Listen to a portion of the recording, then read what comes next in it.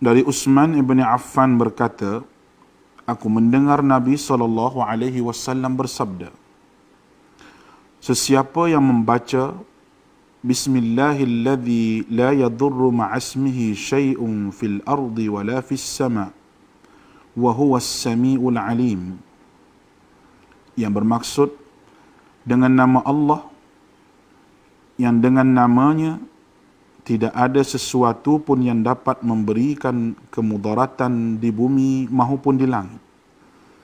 Dialah yang maha mendengar lagi maha mengetahui. Sebanyak 3 kali, maka dia tidak akan ditimpa bala yang datang secara tiba-tiba sehingga subuh. Dan barang siapa yang membacanya ketika subuh sebanyak 3 kali, maka dia tidak akan ditimpa bala secara tiba-tiba sehingga petang, iaitu malam.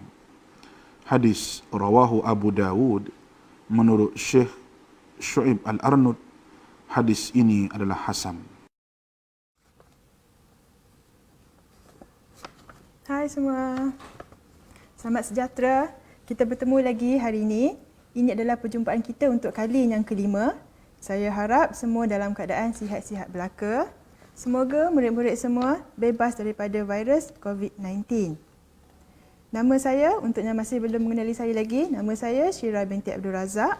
Saya mengajar subjek pendidikan moral di SMK Derma, Kangar, Perlis. Terlebih dahulu, saya ingin mengucapkan terima kasih kepada Jabatan Pendidikan Negeri Perlis, Jabatan Hal Ehwal Agama Islam Perlis dan Majlis Agama Islam dan Adat Istiadat Melayu Perlis, dan yang paling penting sekali ialah Kerajaan Negeri Perlis kerana sekali lagi memberi kepercayaan kepada saya untuk menjadi tenaga pengajar dalam program tuition online Perlis Mengaji ini.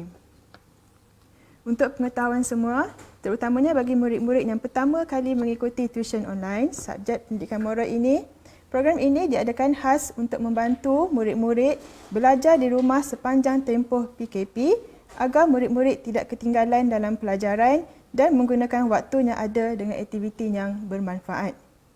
Bukan sahaja subjek pendidikan moral, tetapi pelbagai subjek sekolah rendah dan sekolah menengah yang akan disampaikan oleh tenaga-tenaga pengajar yang sangat berbakat dalam tempoh PKP ini.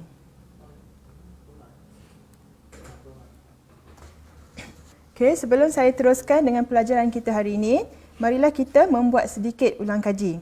Seperti yang telah saya katakan tadi, hari ini merupakan kali yang kelima kita bersua. Murid-murid masih ingat lagi kah apa yang telah saya kongsikan pada slot-slot yang lepas? Okey, untuk pengetahuan murid semua, pada slot yang pertama, saya telah memberi panduan untuk menjawab soalan bahagian A, Kertas Pendidikan Moral SPM. Bahagian A ialah soalan berbentuk struktur. Pada slot yang kedua pula, saya telah memberi panduan menjawab soalan bahagian B, Kertas Pendidikan Moral SPM. Bahagian B ialah soalan berbentuk esei. Untuk slot yang ketiga, saya telah mengupas topik-topik yang terkandung dalam bidang 5, iaitu nilai yang berkaitan dengan hak asasi manusia.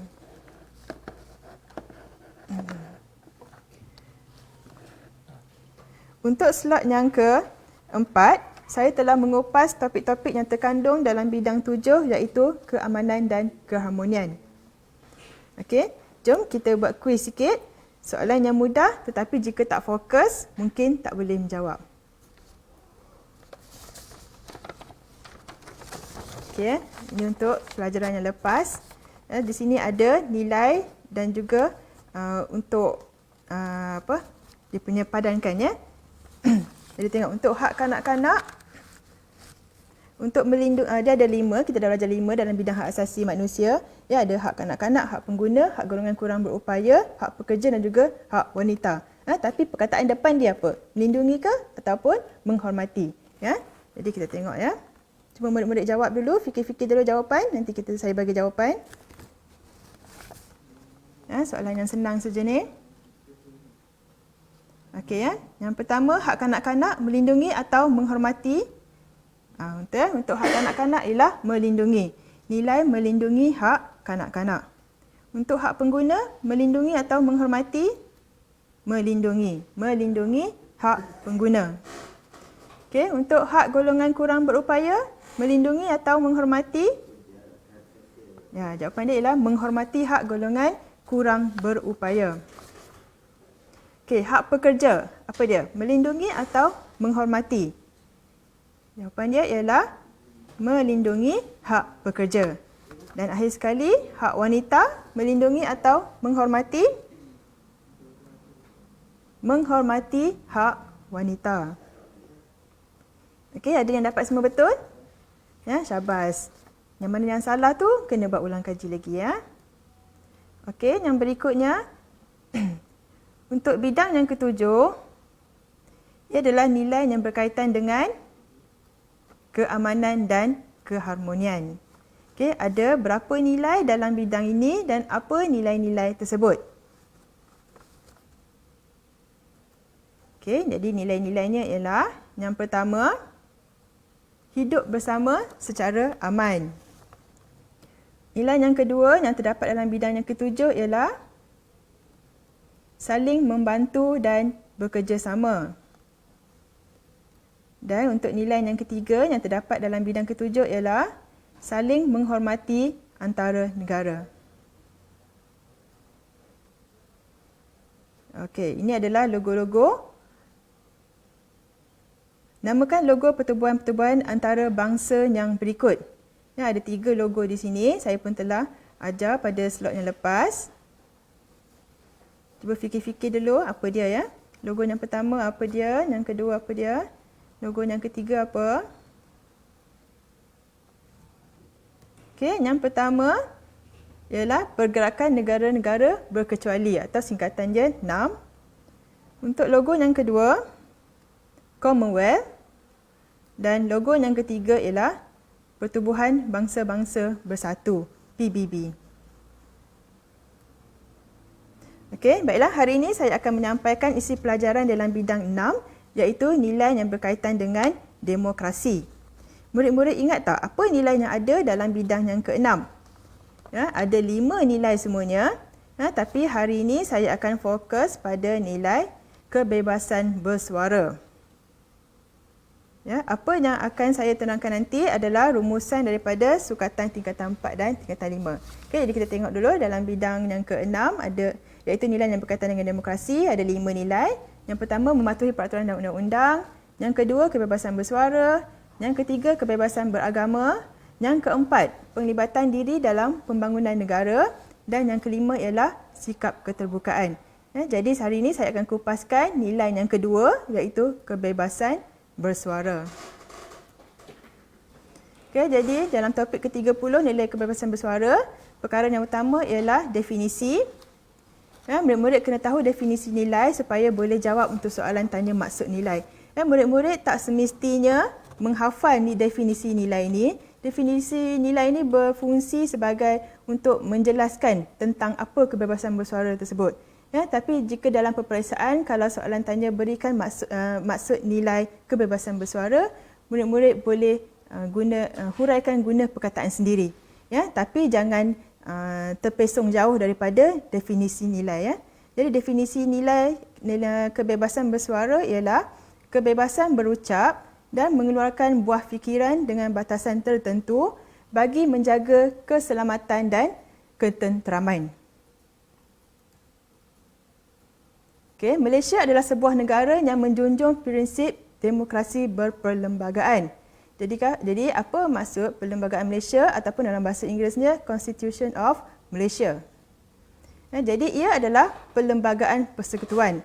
Ya, atau nama lain dia ialah Perlembagaan Persekutuan 1948. Perlembagaan ialah satu dokumen yang mengandungi semua susunan peraturan dan undang-undang dasar yang dianggap penting bagi pemerintahan dan pentadbiran sesebuah negara.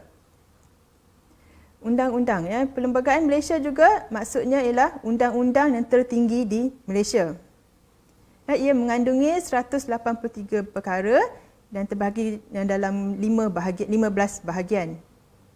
Ia dibentuk berasaskan 2 dokumen terdahulu iaitu Perjanjian Persekutuan Tanah Melayu dan Perlembagaan Kemerdekaan tahun 1957.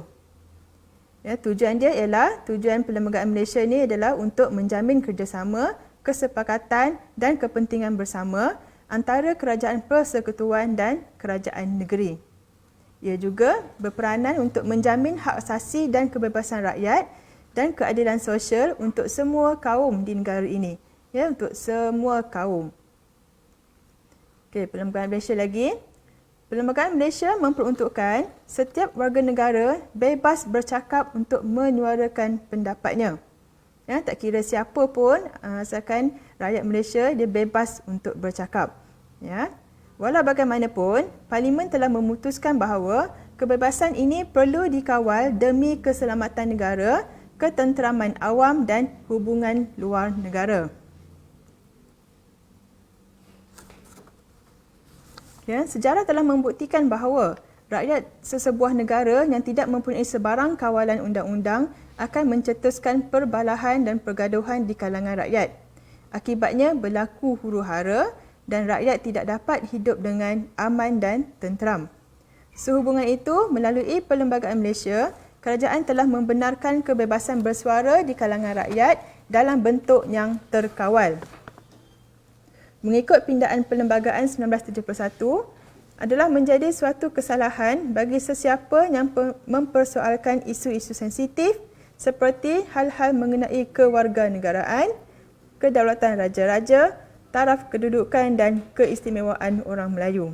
Ya, jadi kesimpulan dia dari sini, yang panjang-panjang ayat ni sebenarnya, ya, walaupun Malaysia membenarkan rakyat dia untuk bebas bersuara, bagi pendapat, bagi cadangan, ya, mengkritik apa dan sebagainya, tapi masih lagi dalam bentuk terkawal. Dalam bentuk terkawal tu maksudnya ada undang-undang dia. Okey, jadi antara undang-undang yang berkaitan dengan kebebasan bersuara ialah Akta Hasutan ataupun Sedition Act. Akta Hasutan 1948, Seksyen 4 kesalahan-kesalahan dia ialah sesiapa yang melakukan atau cuba melakukan atau membuat apa-apa persediaan untuk melakukan atau bermuafakat dengan mana-mana orang untuk melakukan apa-apa perbuatan yang mempunyai kecenderungan menghasut. Ya? Ini dia. Kemudian apa kesalahan dia? Kesalahan yang lain ialah menyebut apa-apa perkataan menghasut. Ya? Kemudian mencetak, menerbitkan, menjual, menawarkan untuk dijual, mengedar atau mengeluar ulang apa-apa penerbitan menghasut.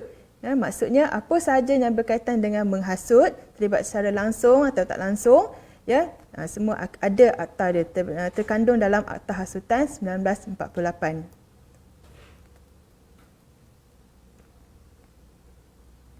Okey, kita tengok lagi apa dia Akta Hasutan ni. Akta Hasutan 1948 merupakan suatu akta undang-undang di Malaysia yang digubal untuk menghalang perbincangan yang dikatakan sebagai menghasut. Akta ini sebenarnya digubal oleh penjajah British pada tahun 1948. Akta ini menjadikan ucapan yang mempunyai kecenderungan menghasut sebagai suatu kesalahan jenayah. Ya, macam yang saya cakap tadi, ya, mungkin seseorang itu tidak menyatakan dengan secara langsung, tidak membuat perkara yang menghasut secara langsung, tapi ada kena-mengena, ya, ada cubaan, ada kecenderungan untuk menghasut, dia dah kira sebagai satu kesalahan jenayah. Ya, sekiranya semua individu bebas mengeluarkan sebarang pendapat tanpa batasan, ini akan jadi dia. Hubungan perpaduan kaum akan terjejas dan juga akan menyinggung perasaan golongan tertentu. Ya, sebab tu, ya, kita semua kena mengeluarkan pendapat dengan batasan, bukan tanpa batasan, ya. Sebab ada akibat buruk dia. Okey, ini dia Akta Hasutan 1948. Ya, ada kesalahan dia. Kesalahan dia A, melakukan atau cuba melakukan, macam saya cakap tadi tu. Ya. Yang B, menyebut apa-apa perkataan menghasut. Yang C, mencetak, menerbitkan, menjual, menawarkan. Ya, yang ada apa-apa saja kaitan dengan penerbitan menghasut. Ataupun yang D tu, mengimport apa-apa penerbitan menghasut. Itu adalah kesalahan-kesalahan di bawah Seksyen 4/1 Akta Hasutan 1948. Ya, jadi bila ada akta, bila ada undang-undang, dia mesti ada denda dia. Mesti ada hukuman. Jadi adalah melakukan satu kesalahan, jika terlibat dengan menghasut. Penalti jika disabitkan di bawah Seksyen 4-1 atau hasutan 1988.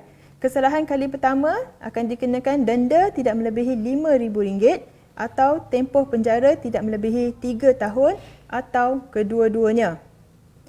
Kemudian kesalahan yang kemudian, jika buat lagi salah, tempoh penjara tidak melebihi 5 tahun. Jadi ini adalah hukuman untuk mereka yang terlibat ataupun cenderung dengan hasutan.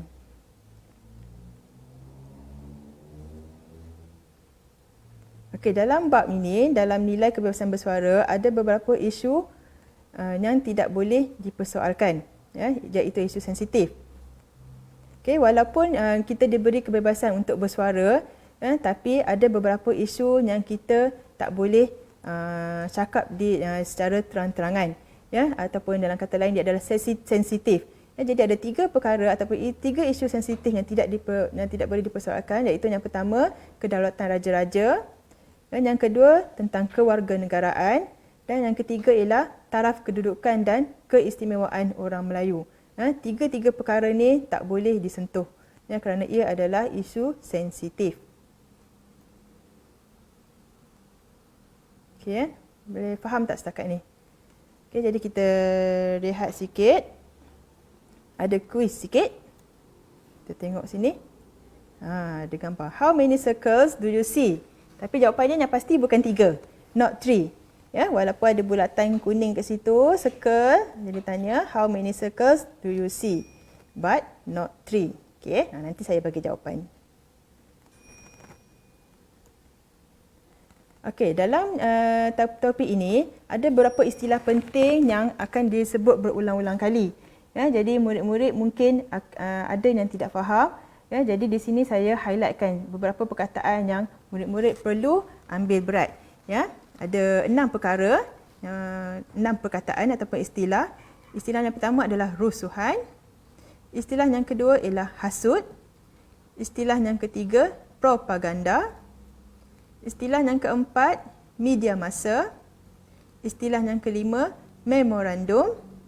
Dan yang keenam ialah porak-peranda. Murid-murid mungkin pernah dengar, tapi mungkin ada dalam kalangan murid-murid yang tak berapa pasti apa maksud perkataan-perkataan ataupun istilah-istilah tersebut. Jadi kita tengok dulu yang pertama, rusuhan. Saya ambil definisi ini daripada Dewan Bahasa dan Pustaka. Rusuhan, definisi dia ialah kejadian merusuh.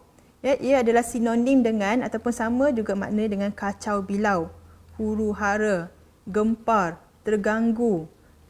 Itu maksud rusuhan. Contoh ayat dia, banyak orang yang telah tercedera dalam rusuhan itu. Perkataan rusuhan, dia berantonim dengan perkataan sopan. Okey. Istilah yang kedua, propaganda. Propaganda adalah cara atau tindakan untuk menghebahkan penerangan, ajaran, fahaman dan lain-lain kepada orang ramai. Dia disinonimkan dengan dakwah, penyebaran, penyiaran, penyeruan ataupun dakwah. Propaganda. Yang ketiga, media massa. Ini mungkin murid tahu sebab selalu dengar ni. Media massa, definisi dia adalah alat seperti akhbar, radio, televisyen untuk menyebarkan maklumat, berita dan sebagainya kepada orang ramai ataupun sebaran am. Dia juga sinonim dengan perkataan khalayak ramai, orang awam, orang ramai ataupun audience. Istilah yang keempat ialah hasut. Tadi saya ada sebut hasut tadi. Definisi hasut. Yang pertama ialah menjadikan orang sakit hati atau marah kepada orang lain. Itu maksud hasut. Mengapi-apikan. Itu maksud hasut. Menggalakkan. Hasut menghasut. Itu adalah maksud dia. Okey, jadi ringkaskan lagi sekali, saya ulang lagi sekali. Hasut maksudnya menjadikan orang sakit hati ataupun marah kepada orang lain, ataupun dalam kata lain dia mengapi-apikan orang. Hasut. Istilah yang berikutnya, porak-peranda. Porak-peranda maksudnya bercerai-berai, tidak keruan, kucar-kacir. Contoh ayat dia, keadaan di dalam negeri kembayat menjadi porak-peranda. Ya.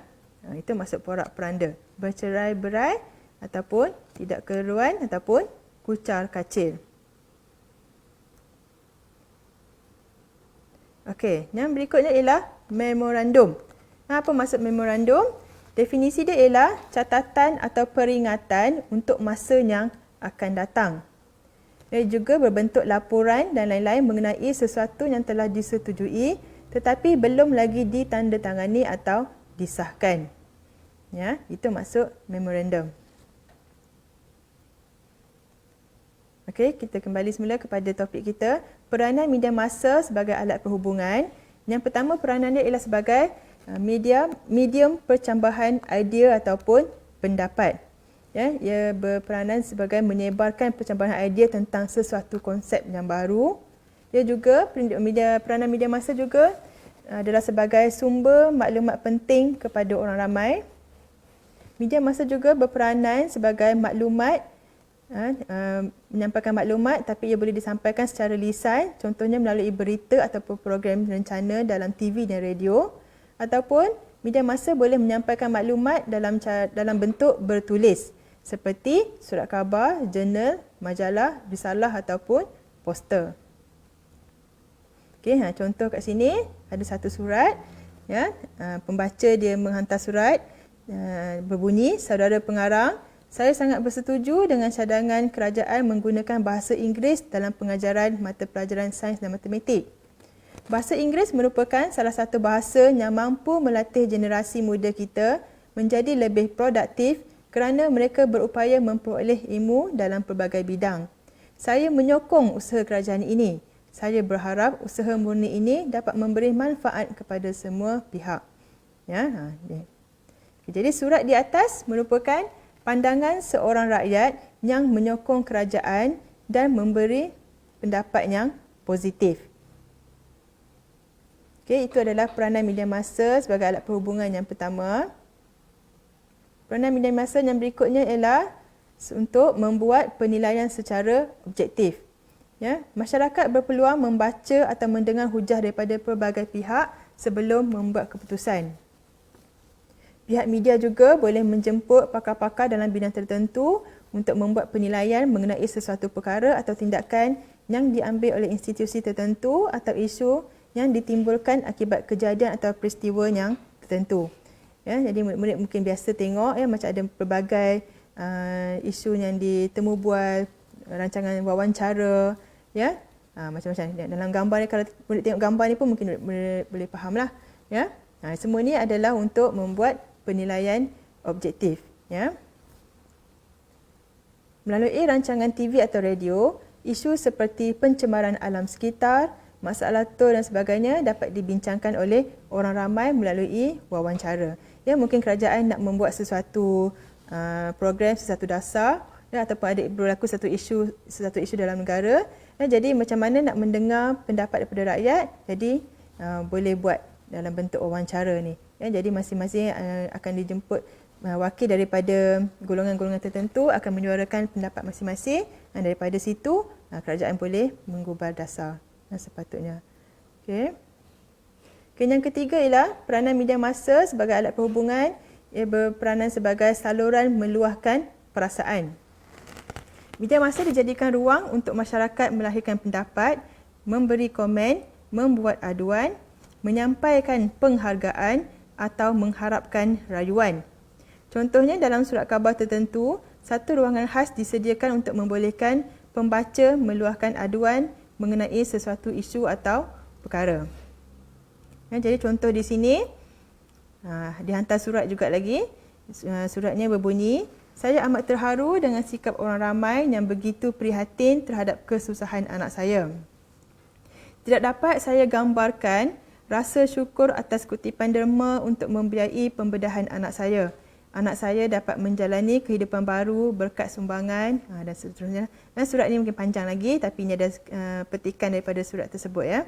Jadi, individu ini meluahkan perasaan kesyukurannya terhadap sumbangan ikhlas orang ramai. Okey. Ada macam-macam lagi, ya.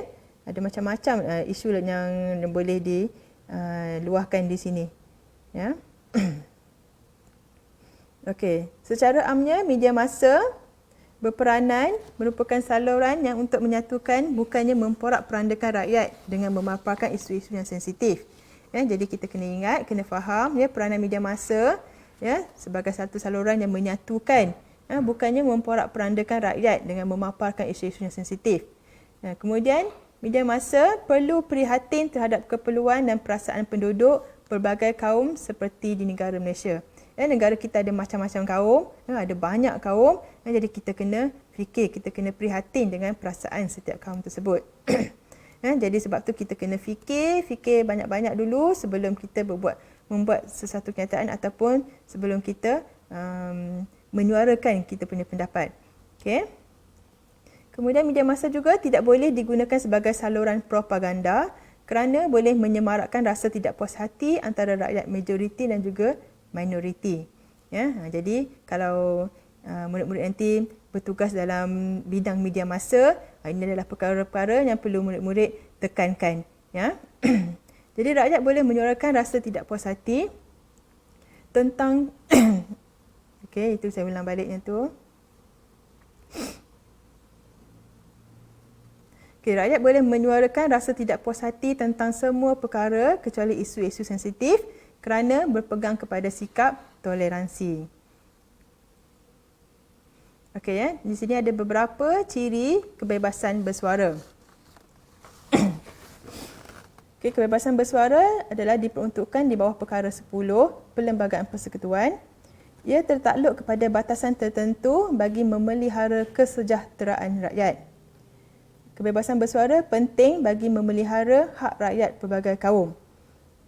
Sekatan meliputi larangan mempersoalkan isu-isu sensitif seperti kedaulatan raja-raja, kewarganegaraan dan keistimewaan orang Melayu. Ini yang saya telah sebutkan tadi. Ciri-ciri kebebasan bersuara lagi ialah memberi kebebasan atau hak asasi setiap rakyat Malaysia. Rakyat bebas berucap, mengeluarkan pendapat dan buah fikiran. Ini adalah ciri-ciri nilai kebebasan bersuara. Okey, dalam nilai ini, dalam topik ini ada beberapa isu yang penting. Isu penting ni maksudnya yang berkaitan dengan isu-isu ataupun perkara-perkara yang selalu berkaitan dengan nilai kebebasan bersuara, ya, dan juga isu-isu ini juga sentiasa timbul dalam isu ini sentiasa timbul dalam peperiksaan. Okey, jadi yang pertama ialah isu perhimpunan haram. Ya, jadi murid tengok gambar tersebut. Okey, perhimpunan haram dalam kata lain adalah protes ganas, demonstrasi, rusuhan, piket ataupun tunjuk perasaan. Ini adalah perkataan-perkataan yang biasa disebutkan di dalam topik ini. Okey, jadi perhimpunan haram yang disertai rakyat untuk meluahkan rasa kepuasan hati tentang sesuatu. Okey, perhimpunan haram lagi. Okay, nilai yang perlu diamalkan oleh rakyat agar tidak terlibat dalam perhimpunan haram. Ya, yang pertama ialah kebebasan bersuara dan yang kedua ialah rasional. Ya, ini adalah dua nilai yang berkaitan. Ya. Kemudian cara yang sepatutnya dilakukan oleh rakyat apabila tidak berpuas hati tentang satu isu, ya, ada beberapa perkara yang boleh. Ya, ini ada saluran yang betul lah. Ya. Menulis surat kepada wakil rakyat, ya, menghantar surat kepada ruangan media ataupun menghantar memorandum kepada kerajaan. Okey, jadi kalau tak berpuas hati, kita boleh suarakan, tapi ada cara-cara dia. Ya, ada dia punya prosedur dia. Ya, jadi prosedur dia antaranya ialah menulis surat kepada wakil rakyat, menghantar surat kepada ruangan media ataupun menghantar memorandum kepada kerajaan. Okey, kesan perhimpunan haram terhadap negara. Keamanan negara tergugat dan juga ekonomi negara merosot. Jadi perhimpunan haram ni tak boleh, ya, salah, ya. Okey, jadi Atas yang akan mendakwa individu yang terlibat dalam perhimpunan haram dan tindakannya menggugat ketenteraman awam, dia boleh didakwa di bawah Akta Hasutan 1948. Seperti yang saya sebutkan tadi. Okey, untuk isu yang kedua yang berkaitan dengan topik kita hari ini ialah cara menyuarakan pendapat dalam sesuatu perbincangan. Ya, tadi perhimpunan haram. Perhimpunan haram tu dia tak dapat nak selesaikan perkara dengan cara baik, dibuat secara agresif. Ya, jadi ini dalam perbincangan pula. Kita tengok di sini, dialog sini. Ya, lelaki ini A berkata, saya tidak berpuas hati dengan layanan yang diberikan oleh pegawai bank tadi kepada saya. saya akan menyebarkan gambar dan namanya di media sosial. Ini dah banyak juga kita berlaku ya. Kemudian kawan dia yang menasihatkan, kamu tidak patut berbuat demikian. Media sosial bukanlah saluran yang betul untuk menyuarakan rasa tidak puas hati. Jadi dalam isu ini, setiap rakyat diberikan hak untuk bersuara sekiranya tidak berpuas hati dalam sesuatu perkara. Tapi rakyat mestilah menggunakan saluran yang betul untuk menyuarakan rasa tidak puas hati mereka. Jadi cara yang betul untuk menyuarakan rasa tidak puas hati mereka ialah yang pertama dengan menulis surat secara tidak rasmi berkaitan isu yang menjadi ketidakpuasan hati. Surat tidak rasmi. Kemudian boleh juga dalam melakukan perbincangan, jika masih lagi tak puas hati, tolong kawal emosi. Kawal emosi semasa memberi dan juga berkongsi pendapat. Sebab kita berbincang, kita bermesyuarat, kita brainstorm, kita punya idea-idea. Jadi orang nak terima atau tak terima, itu lain cerita. Yang penting kita bagi idea kita. Tapi kalau tak diterima, kita jangan cepat melenting. Jangan nak cepat cari gaduh.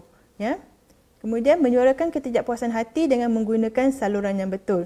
Saluran yang betul macam saya cakap tadilah, yang menulis surat, membuat memorandum pada kerajaan, yang kita tengok tadi. Saluran yang betul. Tu, menulis surat kepada wakil rakyat, menghantar surat kepada ruangan media, menghantar memorandum kepada kerajaan. Itu adalah cara yang betul, saluran yang betul.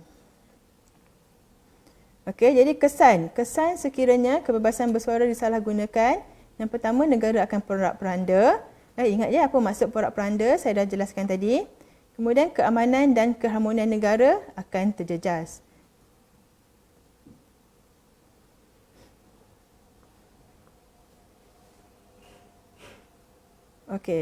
Dalam topik ini juga ada beberapa peribahasa yang sering dikaitkan.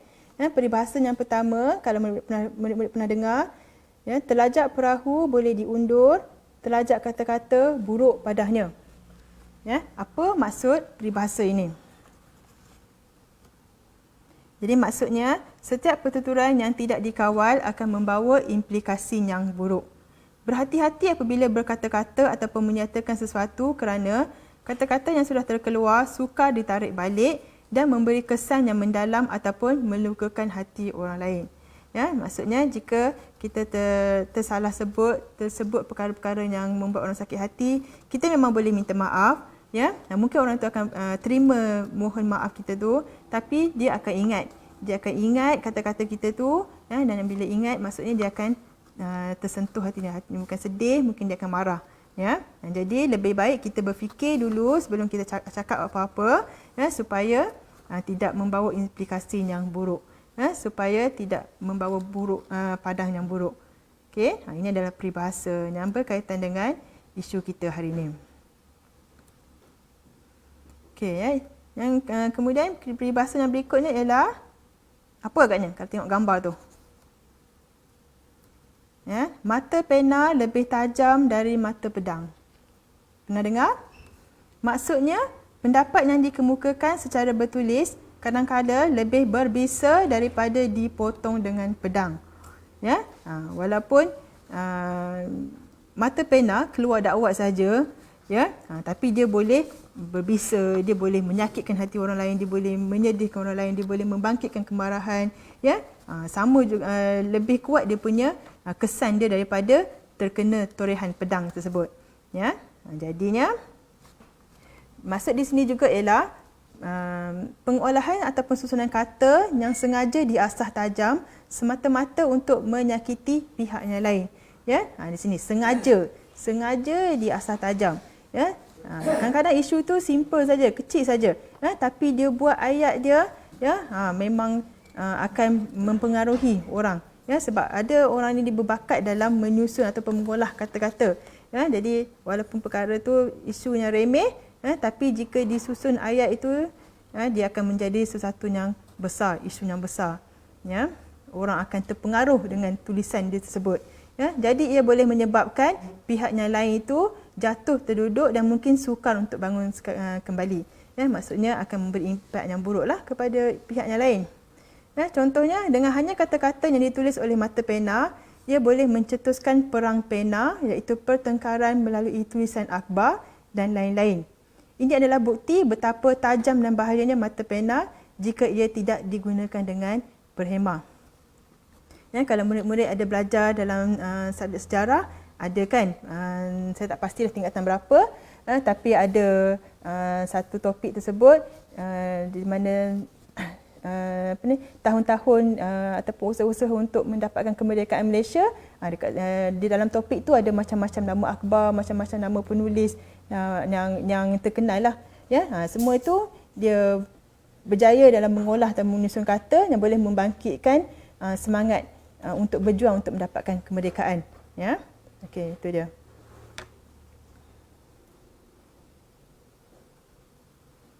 Okey, harap murid-murid semua fahamlah apa yang saya dah terangkan tadi. Okey, jadi macam biasa, hari ini saya akan bagi homework juga. Ya, minggu lepas saya bagi satu homework saja, minggu ni saya bagi dua homework. Ya, minggu ni homework yang pertama ialah soalan soalan berbentuk struktur. Ya, yang berikut merupakan cara-cara untuk menyuarakan pendapat dalam sesuatu perbincangan. Yang pertama, memberikan pendapat yang bernas, diterima akal dan logik, bercakap dengan nada suara yang sopan, menyuarakan pendapat secara tidak keterlaluan dan tidak mengikut perasaan, dan memikirkan semasak-masaknya perkara yang hendak diperkatakan. Okey, jadi ada 4 pecahan soalan di sini. A, terangkan 2 nilai yang dapat dikaitkan dengan pernyataan di atas. Ya, tengok di situ arahan dia, terangkan 2 nilai. Markah dia 4. Apakah perkara yang perlu dititik beratkan sebelum mengeluarkan sebarang pendapat? 2 markah. C, pada pendapat anda, mengapakah kita perlu berfikir sebelum mengeluarkan sebarang pendapat? 2 markah. Dan yang D, ramalkan kesan yang akan berlaku sekiranya semua individu bebas mengeluarkan pendapat tanpa batasan. Okey, 2 markah. Okay, jadi kita tengok dia bentuk soalan dekat sini. Kalau murid-murid tengok, yang A sahaja saya ada minta berapa nak. 2 nilai saya nak. Tapi walaupun 2 nilai, markah dia 4. Saya harap murid-murid tahu macam mana cara nak jawab. Jadi kalau tak tahu, tengok balik perkongsian saya untuk pandai menjawab soalan struktur dalam slot pertama yang lepas. Ya, murid-murid boleh cek baliklah video melalui YouTube ataupun FB ni ya. Okey, kalau tengok soalan B, C dan D, di situ tidak dinyatakan berapa pun yang nak. Yang contohnya yang B, apakah perkara yang perlu dititik beratkan sebelum mengeluarkan sebarang pendapat? Saya tak nyatakan, saya tak minta berapa. Ya, tapi markah dia 2. Jadi macam mana cara nak jawab? Okey, yang C saya tak minta berapa pendapat. Ya, tapi markah dia 2. Yang D pun sama. Ya, saya nak kesan, ataupun soalan tu nak kesan, ramalkan kesan tapi tak minta berapa pun kesan. Tapi markah dia 2. Jadi macam mana nak jawab? Ya, jadi cuba buat ya. Okey, tengok soalan tersebut.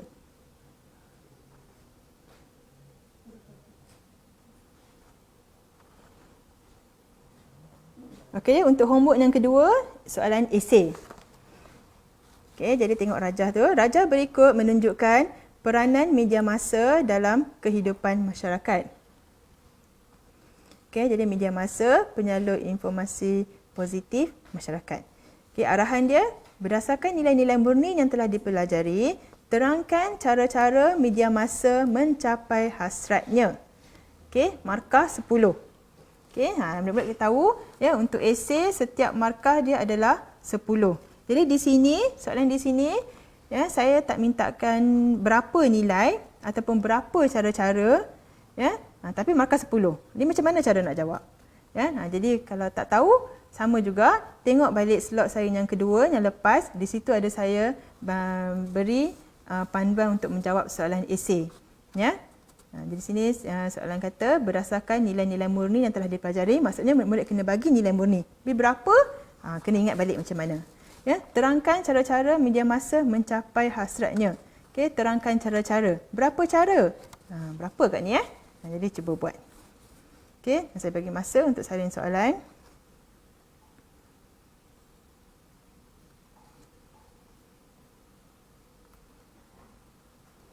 Okey, kesimpulannya. Okay, kesimpulannya untuk nilai ini, untuk topik kita hari ini, pilihan di tangan kita. Janganlah kita menggunakan media massa untuk menyebarkan maklumat yang tidak betul atau sebagai medan propaganda. Media massa menjadi jambatan penghubung antara rakyat dengan kerajaan untuk berkongsi maklumat. Apa yang penting, rakyat perlu bijak dan berhemah semasa menggunakan saluran media. Okey, ini jawapan yang tadi, teka-teki tadi. Dapat dah jawapan? Ingat tak teka-teki dia apa?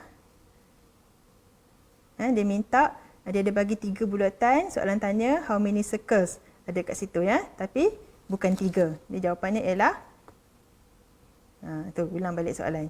How many circles do you see? Not 3. Berapa katnya? Okey, jadi jawapannya ialah 7. 7. Kenapa 7? Tengok situ. Perkataan how ada 1 circle, many circles, do, tu 1 circle, you 1 circle, not 1 circle, kemudian tambah lagi 3 circle. Jadi semua ini adalah 7 circle. Okey, ini iklan sajalah untuk syok-syok suka-suka ya.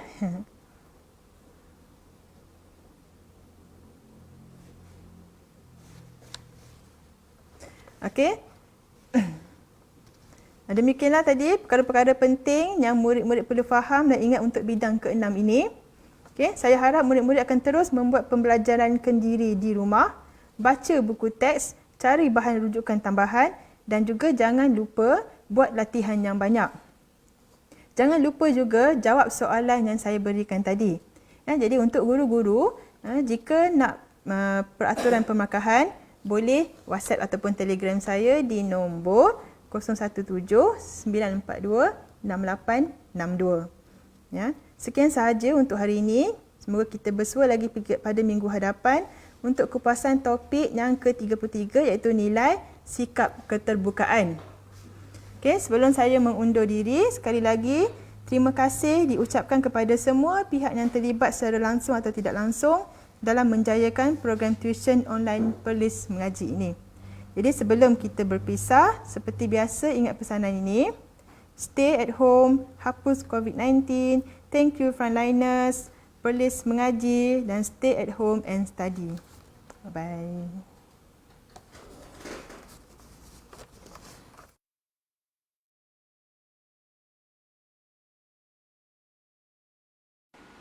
Daripada Anas bin Malik radhiyallahu anhu berkata, Nabi SAW pernah berdoa, Allahumma inni a'udzubika minal barasi wal jununi wal juzami wa min sayil asqam. Ya Allah, aku berlindung denganmu daripada penyakit sopak, penyakit gila, penyakit kusta dan penyakit-penyakit yang buruk.